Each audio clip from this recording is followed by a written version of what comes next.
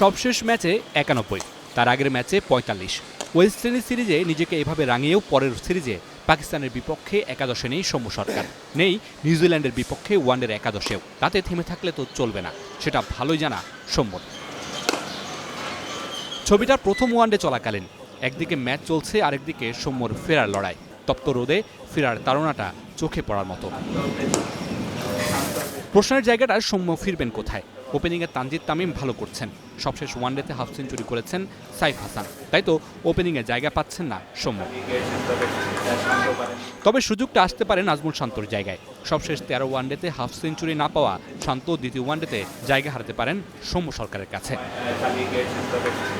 Number 6 নিয়েও আছে দোলাচল। দীর্ঘদিন পর সুযোগ পেয়ে নিজের নামের প্রতি এখনও সুবিচার করতে পারেননি আফিফ।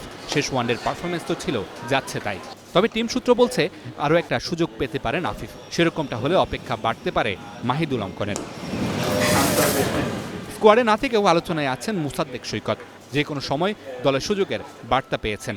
সুযোগটা চলে আসতে পারে তৃতীয় ওয়ানডের স্কোয়াডেই। সেরকমটা হলে তৃতীয় ওয়ানডের একাদশেও দেখা যেতে পারে মোসাদ্দেক সৈকতকে। Mamunur Rashid, star news, Dhaka.